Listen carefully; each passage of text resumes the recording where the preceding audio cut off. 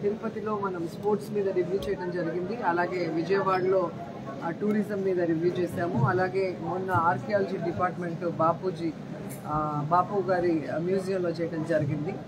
So ఈరోజు జగన్మోహన్ రెడ్డి గారు ముఖ్యమంత్రి అయిన తర్వాత ఏ విధంగా అయితే రాష్ట్ర అభివృద్ధి అలాగే ప్రజలకి సంక్షేమ కార్యక్రమాలు చేయడంతో పాటు ఈ రాష్ట్రాన్ని అభివృద్ధి వైపు నడిపిస్తూ ఈ టూరిజంని ప్రపంచ స్థాయిలో మన ఆంధ్రప్రదేశ్ని ఎలివేట్ చేయడం కోసం ఈరోజు అనేక అవకాశాలను కల్పిస్తున్నారు.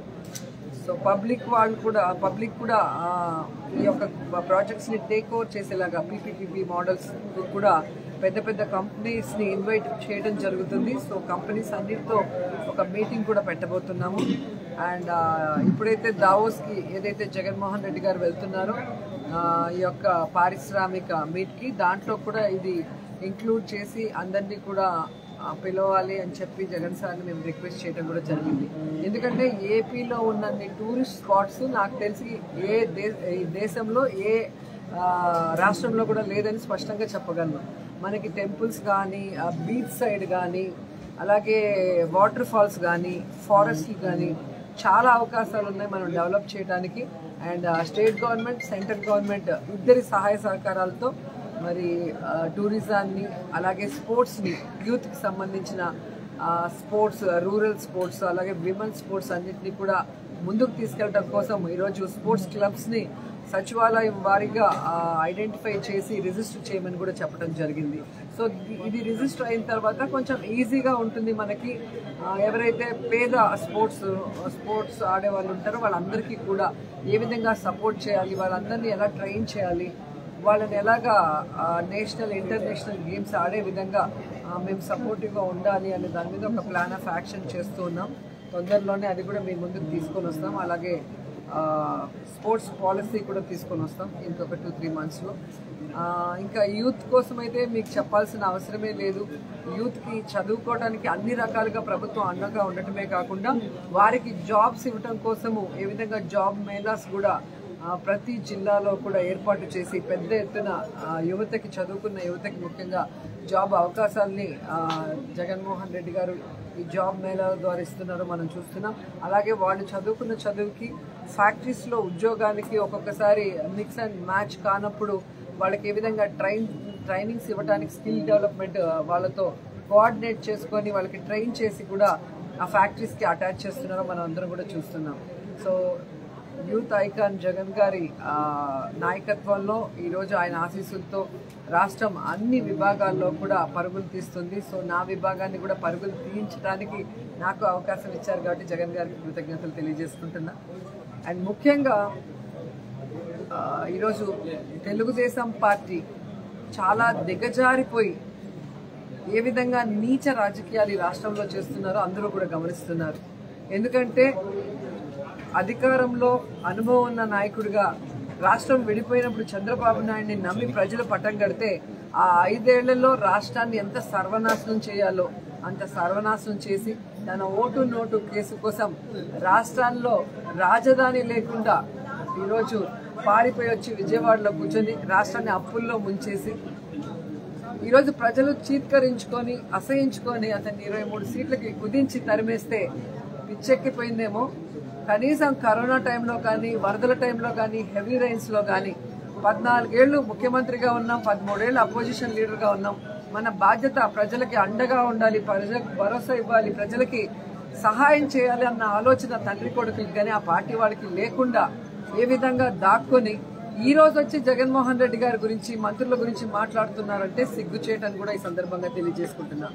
ఈ రాష్ట్రంలో ఏదైనా అఘాయిత్యం ఆడదాని మీద జరిగినా, లేదా ఎవరినైనా హత్య చేసే కార్యక్రమం జరిగినా, లేదా పేపర్ 10th క్లాస్ది కానీ ఏదైనా పేపర్ లీకేజ్ అయినా, ఏది జరిగినా దాని వెనక మీరు చూస్తే తెలుగుదేశం పార్టీ వాళ్ళే ఉన్నారు, వాళ్ళే అరెస్ట్ అవుతున్నారు.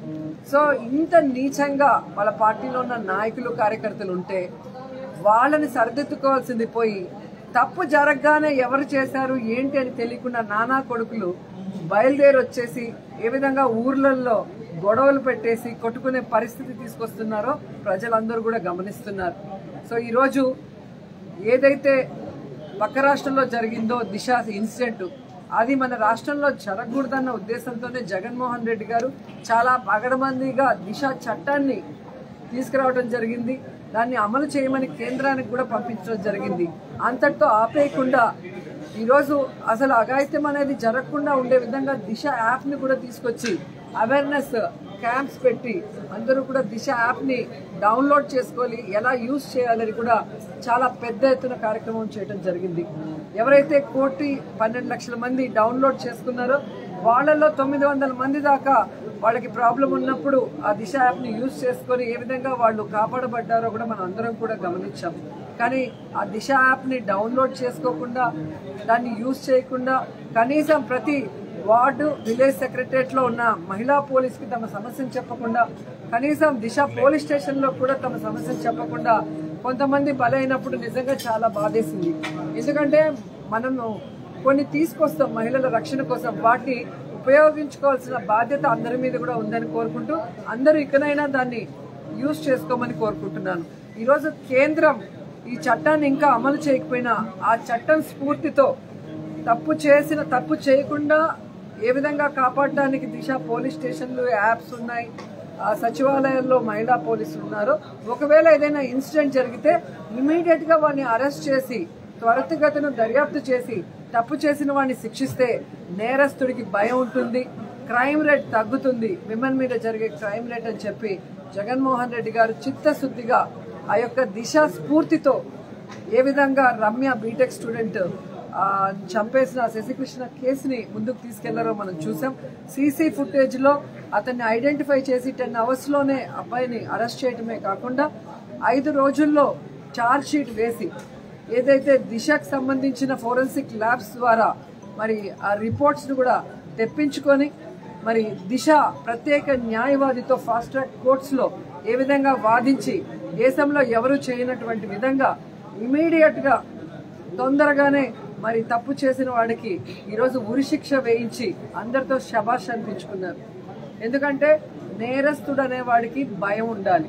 చట్టాలు మనం తయారు చేస్తాం కానీ దాన్ని ఇంప్లిమెంట్ చేసే దాంట్లో పోలీసులు ఎప్పుడు కూడా చిత్తశుద్ధిగా ఉండాలి. కానీ ఈరోజు మన పోలీసులు, ఆంధ్ర పోలీసులు అంటే ఆషామాషి కాదు, వాళ్ళు ఎంత పర్ఫెక్ట్ గా వర్క్ చేస్తారు. జగన్ గారు ఏదైతే స్ఫూర్తితో తీసుకొచ్చారో దిశ చట్టాన్ని, దాని స్ఫూర్తిగా వాళ్ళు తీసుకొని ఆ యొక్క ఎక్కడ ఏది జరిగినా కూడా ఇమీడియట్ గా వితిన్ 24 hours లో ఏ విధంగా నేరస్తుడిని అరెస్ట్ చేసి దర్యాప్తుని త్వరితగతంగా పూర్తి చేసి మరి ఏ విధంగా శిక్షలు పడేదానికి పోలీసులు 100% వర్క్ చేస్తున్నారో మనం చూస్తున్నాం. అలాగే ఒక బాధ్యత కలిగిన ఒక మనసున్న ముఖ్యమంత్రిగా జగన్మోహన్ రెడ్డి గారు నేరస్తుడు ఎవరైనా కూడా తప్పించుకోకుండా వాడిని శిక్షించే విధంగా అందరికీ కూడా ఫ్రీ హ్యాండ్ ఇచ్చి ఆ యొక్క దర్యాప్తు జరిపేదానికి అవకాశం ఇవ్వటమే కాకుండా ఎవరైతే బాధితులు ఉన్నారో ఆ కుటుంబానికి ఫైనాన్స్ పరంగా కానీ, ఉద్యోగ పరంగా కానీ, హౌస్ కానీ, వాళ్ళకి భవిష్యత్తులో ఇబ్బంది లేకుండా అన్ని రకాలుగా కుటుంబానికి ఒక పెద్దలాగా వాళ్ళకి సపోర్టివ్ గా ఉంటూ అన్ని ఇవ్వటం కూడా మనం గమనించాలి. అంటే ఒక బాధ్యత కలిగిన ముఖ్యమంత్రిగా ఆయన అన్ని రకాలుగా ప్రతి కుటుంబానికి ఒక పెద్ద కొడుకులాగా పనిచేయడం అనేది మనం చూడాలి. సో ఈరోజు మీడియా కూడా ఈ తెలుగుదేశం పార్టీ చేసే ఈ నీతిమాల రాజకీయాల్ని లేదా భూత పురాణాల్ని టెలికాస్ట్ చేయడం మానేస్తే ఖచ్చితంగా ప్రజలు హర్షిస్తారు. అండ్ ప్రజల మధ్యలో ఈ లా అండ్ ఆర్డర్ ప్రాబ్లం వచ్చేలాగా చేసే ఎదవ పనులన్నీ కూడా టీడీపీ వాళ్ళు చేసి ఈరోజు గగ్గోలు పెట్టడం అనేది ఎంతవరకు సమంజసమో మీరు కూడా తెలుసుకోవాలి. సో జగన్ గారి పరిపాలనలో ప్రజల కష్టాన్ని దూరం చేయడమే కాకుండా ప్రజలకి అండగా నిలబడి అవసరమైనప్పుడు ఆర్థిక భరోసా కానీ భద్రతని కానీ కల్పిస్తున్న విషయాన్ని మనం అందరం కూడా తెలుసుకోవాలి.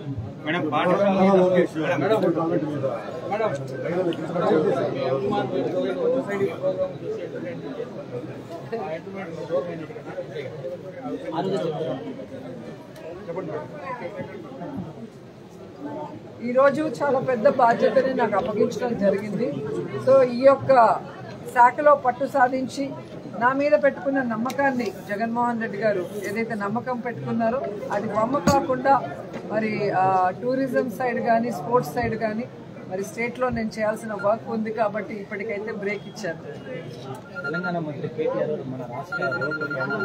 మీకు ఒక క్లారిటీ ఇస్తున్నాను, ఈరోజు మీరు కానీ నారా లోకేష్ గారు అత్యుత్సాహంతో చేసిన దానికి 2 రాష్ట్రాల మధ్య గొడవ వచ్చేసింది.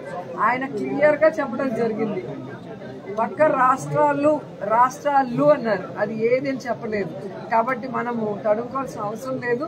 నిజంగా నేను చెప్పాను, ఆయన మన రాష్ట్రాన్ని అంటే మాత్రం ఒక టూరిజం మినిస్టర్గా నేను ఆహ్వానిస్తున్నాను. దగ్గరుండి మన రాష్ట్రంలో, ఈ దేశంలో ఏ ముఖ్యమంత్రి కూడా చేయనటువంటి విధంగా చేస్తున్న నాడు నేడు కార్యక్రమాలు ఏవైతే స్కూల్స్, హాస్పిటల్స్, పిహెచ్సిస్ రెనోవేట్ చేస్తున్నారో అన్ని కూడా చూపిస్తాను. అలాగే కరప్షన్ లేకుండా తెలుగుదేశం అయినా, వైఎస్ఆర్సీపీ అయినా, జనసేన అయినా, కాంగ్రెస్ అయినా పేదవాడు లబ్ధిదారుడు అయితే ప్రభుత్వం ఇచ్చే ప్రతి సంక్షేమ పథకం వాళ్ళకి నేరుగా అందాలని సచివాలయ వ్యవస్థను తీసుకొచ్చి వాలంటరీ వ్యవస్థతో ఏ విధంగా ప్రతి ఒక్కటి వారికి అందుబాటులో తీసుకురావటమే కాకుండా కోవిడ్ సమయంలో అలాగే ఆరోగ్యశ్రీ కానీ ఏ విధంగా అప్పుల పాలు కాకుండా పేదవాడికి పూర్తిగా అండగా ఉంటూ ఆరోగ్యాన్ని అందిస్తున్నారు.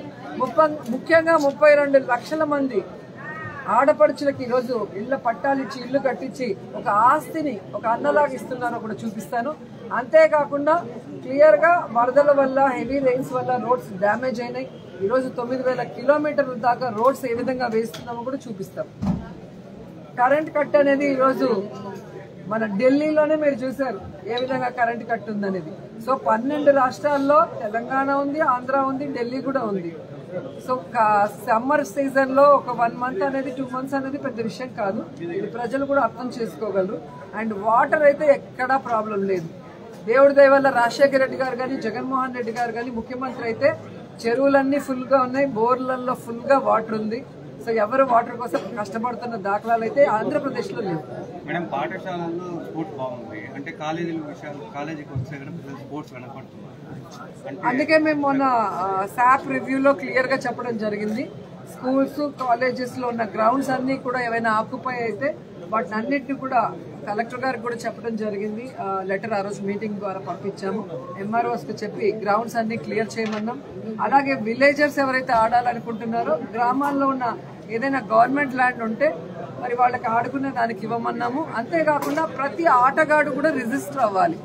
వారి గ్రామం తరఫున నియర్ బై వాళ్ళు ఏ సచివాలయానికి సంబంధించుంటారో, అది విలేజా, మున్సిపాలిటీయా లేదా కార్పొరేషన్, అక్కడ రిజిస్టర్ చేసుకుంటే హ్యాపీగా వాళ్ళు ఎక్సర్సైజ్ లాగా ఆడుకునే వాళ్ళకి ఓకే.